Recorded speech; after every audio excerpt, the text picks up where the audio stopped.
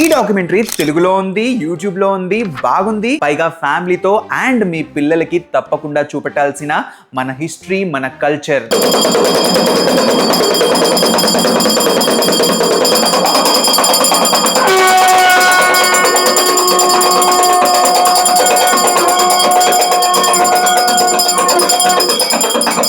ఆ గర్భగుడిలో అభిషేకం చేస్తున్నప్పుడు, ఆ డమరుకం మోగించినప్పుడు, ఆయన శంఖం ఊదినప్పుడు అసలు ఒక వేరే ప్రపంచంలో ఉన్నట్టు అనిపించింది. హైదరాబాద్ నుంచి 70 కిలోమీటర్స్ దూరంలో ఉన్న ఈ ఆలయానికి కర్ణాటక నుంచి, మహారాష్ట్ర నుంచి జనాలు వస్తున్నా కానీ మనలో ఎక్కువ మందికి ఎందుకు తెలియదు? ఈ ప్రశ్న నన్ను ఈ డాక్యుమెంటరీ ఫిలిం చేసేలా చేసింది. 1.5 month కష్టపడి ఈ డాక్యుమెంటరీ చేస్తున్న టైంలో చాలా మంది అన్నారు, యూట్యూబ్ లో ఇంత ఎఫర్ట్స్ పెట్టి, ఇంత కష్టపడి, ఇంత టైం ఇన్వెస్ట్ చేసి వీడియో చేయడం అవసరమా అని. మంచి కంటెంట్ చేస్తే తప్పకుండా ముందుకు వెళ్తుంది అనే ఒక నమ్మకంతో మా టీం మొత్తం కలిసి ఈ డాక్యుమెంటరీ ఫిలిం ని కంప్లీట్ చేశాం. ఆ మహాశివుడు స్వయంభూగా వెలిసిన ఈ గుడి గురించి నలుగురికి తెలియాలన్న నా సంకల్పం మీకు నచ్చితే ఈ వీడియోని నలుగురికి షేర్ చేయండి. ద సూర్యతేజ అనే ఛానల్లో ఈ డాక్యుమెంటరీ ఫిలిం ఉంటుంది, క్లిక్ చేసి చూసేయండి. ఆల్రెడీ చూసుంటే మీకు ఎలా అనిపించిందో కింద కామెంట్ సెక్షన్ లో మెన్షన్ చేయండి. మళ్ళీ చెప్తున్నాను, చాలా మంది నాకు ఇచ్చిన సలహా, యూట్యూబ్ లో మంచి కంటెంట్ చేస్తే రీచ్ రాదురా అని.